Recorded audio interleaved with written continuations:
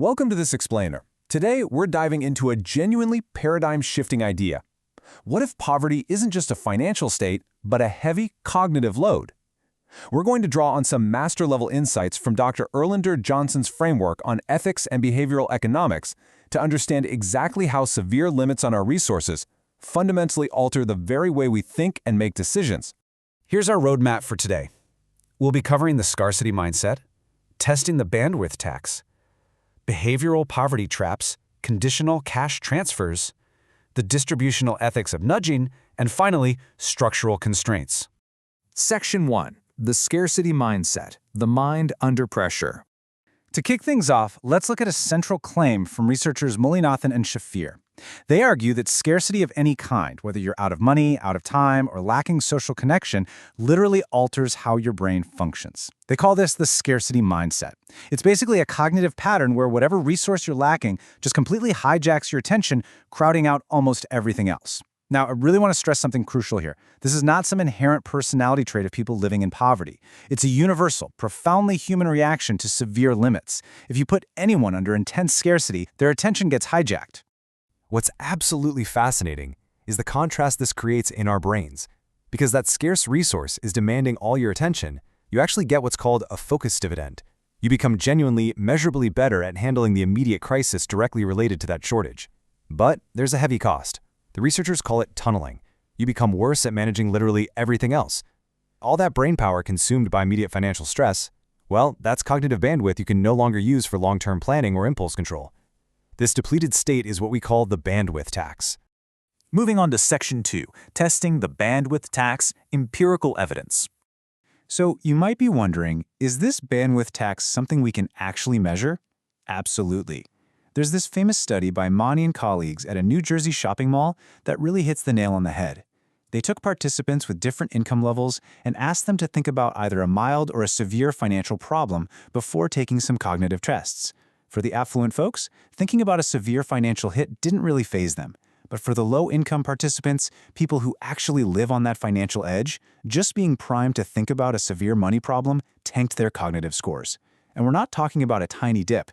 The drop was roughly equivalent to losing 13 IQ points. To put that in perspective, that's basically the cognitive impairment you get from pulling a full all-nighter. It's a massive temporary loss of capacity caused entirely by the stress of financial scarcity. Now, to prove this is totally situational and not some fixed dispositional trait, the same researchers went and tested Indian sugarcane farmers. They tested the exact same people at 2 different times: pre-harvest, when money is incredibly tight, and post-harvest, when they've just been paid. The results are mind-blowing. Fluid intelligence, which is your ability to actively plan and solve novel problems, was significantly impaired during the pre-harvest scarcity. But their crystallized intelligence, stuff like stored knowledge and factual recall, was completely unaffected. Then, when tested again after payday, their fluid intelligence bounced right back up. It proves without a doubt that the bandwidth tax is driven by your situation, not who you are. All right, Section 3, Behavioral Poverty Traps, the feedback loop. So what happens when we scale this up? Well, this internal cognitive load creates a vicious cycle, a behavioral poverty trap. Your depleted bandwidth leads to costly mistakes, which creates even more scarcity. This usually triggers 3 distinct behavioral traps. First up is present bias. This is when you overweight immediate pressing needs and ignore long-term investments. Like, a market vendor might know they need to invest in preventative health, but present bias makes that immediate sacrifice feel impossible. Second is loss aversion, which is an intense fear of downside risk. A small-scale farmer might stick to a low-yield crop simply because a familiar bad year feels a lot safer than risking it all on a new, high-return strategy that might fail. And third, we have aspirations failure. If your social environment just doesn't show you examples of successful upward mobility, your goals for your future self naturally get bounded by what you see around you. It completely caps your investment in your own human capital. Section 4. Conditional cash transfers, intervening at scale. Now that we've mapped out these deep behavioral traps, let's talk about how governments try to step in using behavioral policy. We have to ask a massive question here. Do cash transfers actually need conditions attached to them? Think about Mexico's Progreso program. It gave cash transfers to mothers in poor rural households. But there was a catch. They only got the money if their kids attended school and visited health clinics.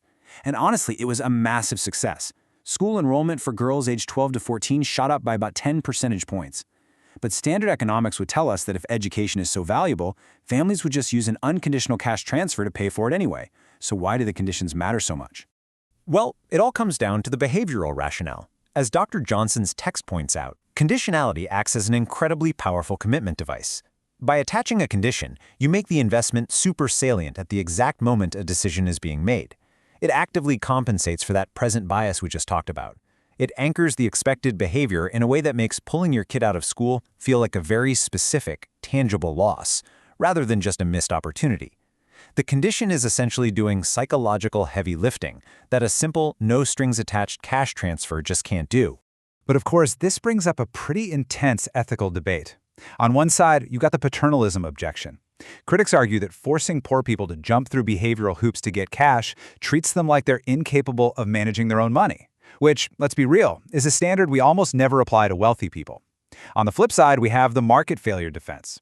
The proponents here argue that these conditions aren't about micromanaging competent choices. Instead, they're specifically designed to break through structural market barriers, things like that present bias and severe credit constraints that are actively keeping people trapped in poverty. Let's move to Section 5, the distributional ethics of nudging, the hidden costs. Zooming out even further, we need to ask a really uncomfortable question. Are these highly praised behavioral interventions, these nudges we hear so much about, actually fair across the board? The hard truth is nudge theory has a massive distributional blind spot. So many of these flagship nudges, like auto-enrolling people into pensions or organ donation defaults, were designed and tested with middle-income populations. And sure, they look like huge successes on a macro level, but they are constantly rolled out without anyone checking who's actually benefiting and who is quietly paying the hidden costs. Just look at the administrative data from Chetty and colleagues on Danish pensions. It is staggering, and it completely exposes the dark side of auto-enrollment. Check out the high-income earners in the data. When they get auto-enrolled to contribute more, they just shift money away from their other savings accounts. Their actual day-to-day lifestyle? Unchanged. But then, look at the low-income households. They don't have other savings to pull from. So this supposedly helpful little nudge actually forces them to cut back on their real, everyday consumption. The nudge ends up imposing a very real, very harsh tax on the exact households who have the least ability to absorb it. And that brings us to Section 6, Structural Constraints First, the guardrail. As we wrap up, we desperately need to establish a critical guardrail here so we don't start misdiagnosing the root of the problem. This quote perfectly cements the concept. Poverty is not caused primarily by poor cognition. Things like artificially low wages, absolutely crippling housing costs, and debt, those aren't cognitive biases. They are the brutal structural reality, the actual environment in which human cognition is forced to operate. Realizing how the scarcity mindset and the bandwidth tax work should make institutions take more responsibility. It should absolutely not be used as an excuse to blame poor people for making bad choices. Which leaves us with one final, deeply provocative question. Are our flashy, low-cost nudges simply becoming political substitutes for tackling the incredibly costly root causes of inequality? Think about it. If a government can point to a simple auto-enrollment nudge and say, look, pension savings are up, does that let them off the hook for addressing the chronically low wages that made saving impossible in the first place? It's a massive question you need to ponder as we look at the future of behavioral policy. Thanks for joining me on this explainer, and I really hope this framework helps you look at economic policy in a completely new light.